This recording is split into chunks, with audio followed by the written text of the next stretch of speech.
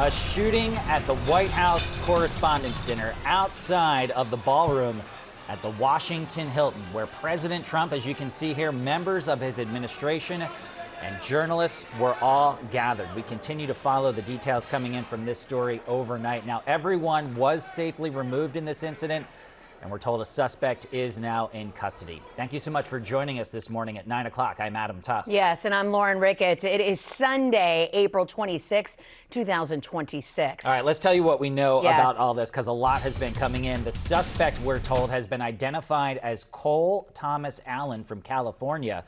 Police believe that the gunman acted alone and he was staying as a guest at the hotel. Security video shows the moment the gunman rushed. You can see it right there. Whoa. Yeah. Rushed the security checkpoint outside the White House Correspondents' Dinner, armed with multiple weapons. Officers tackled him before he could make it inside the hotel ballroom. That's frightening video right there. Now, one Secret Service officer, we're told, was shot but is okay, is out of the hospital, and that is thanks to his bulletproof vest. Meantime, President Trump back at the White House addressing reporters after this whole episode. A man charged a security checkpoint armed with multiple weapons, and he was taken down by some very brave members of Secret Service, and they acted very quickly. One officer was shot, but saved by the fact that he was wearing obviously a very good bulletproof vest. He was shot from very close distance with a very powerful gun.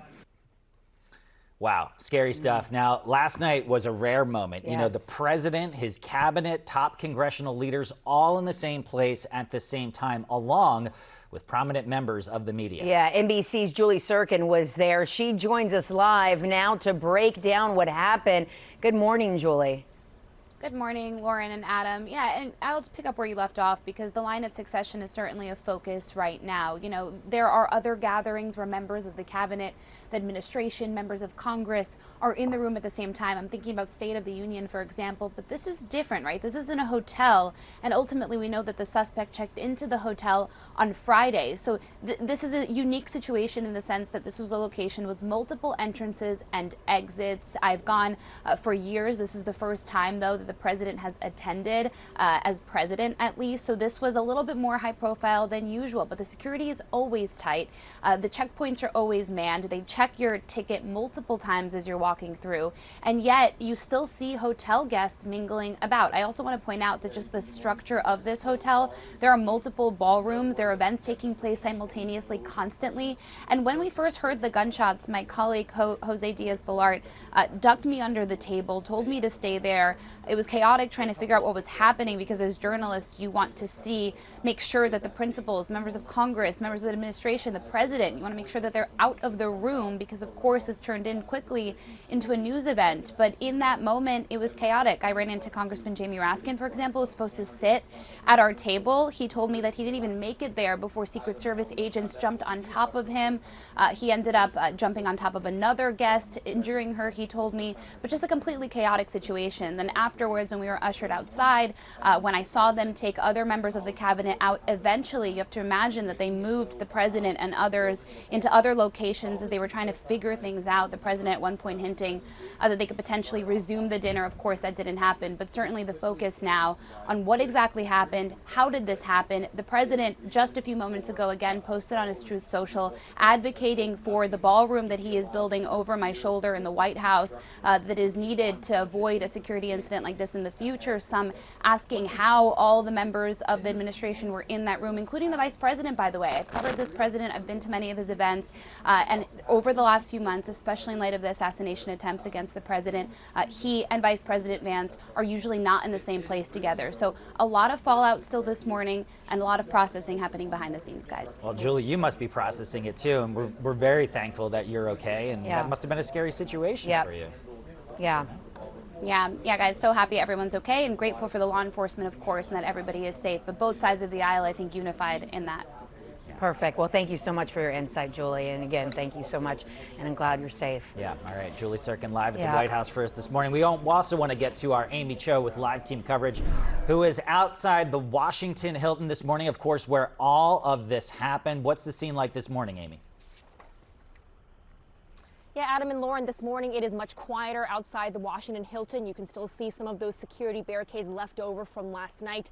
Obviously, still so many questions left to be answered here. This morning, Acting Attorney General Todd Blanche told Meet the Press he believes the gunman may have been targeting members of the Trump administration. Now, the suspect, 31-year-old Cole Thomas Allen from California, will likely have his first court appearance on Monday. He is accused of bringing multiple guns and knives to the White House Correspondents' Dinner last night, running through a security checkpoint and exchanging gunfire with Secret Service. Now, multiple people who were in the room described the chaos and fear they experienced hearing the sound of gunshots and having to shelter under the tables.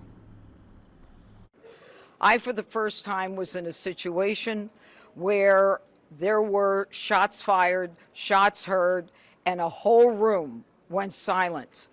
When I lifted my head and when I looked up, every law enforcement officer was out there as we all had our heads down, thousands of them. These are the men and women every day who do what they do silently, and they do it with courage and with dignity. What I heard personally was a lot of commotion, a lot of people ducking. That's all I saw, and we all ducked under tables. My table did. Everyone stayed down.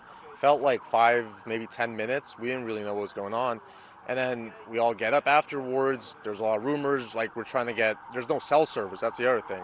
No one's knowing what's going on.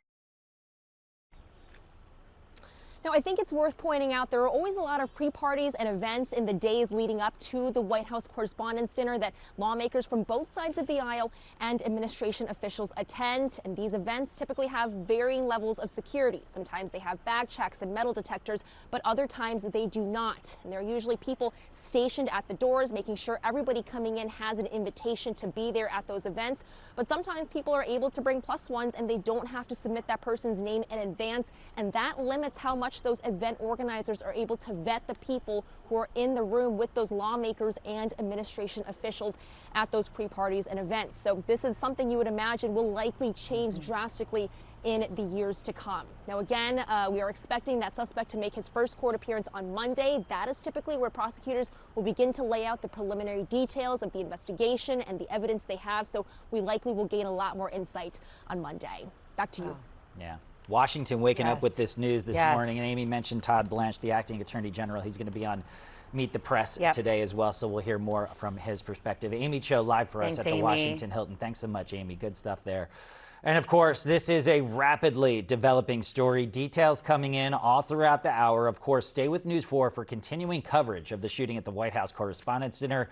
When we are off air, you can find all the latest developments online and in our NBC Washington app. Yep, time now is 9:07. Let's get your full forecast. Good morning, Ryan. Good morning, Lauren and Adam. We've got lots of clouds around the region. It is going to be a gray Sunday and a cool one as well, as temperatures are going to struggle to get out of the 50s. Low clouds across the DMV at this hour, and they're continuing to stream off the Atlantic Ocean. That is why we're socked in. There's been some areas of drizzle at times, but for the most part, it's just a gray and dry start to our Sunday at 48 degrees. When that wind kicks up out of the north and east, it even feels colder than that at times, and we are going to stay in the 50s. Here's our satellite showing that cloud cover just streaming from the north and the northeast across much of the DMV. If you live west of Washington, the Shenandoah Valley, the Panhandle of West Virginia, and into western Maryland, those locations will actually see a little bit of sunshine later on today. But for us in the district to points east, it's going to be a gray Sunday. Storm Team 4 radar not showing anything out there right now.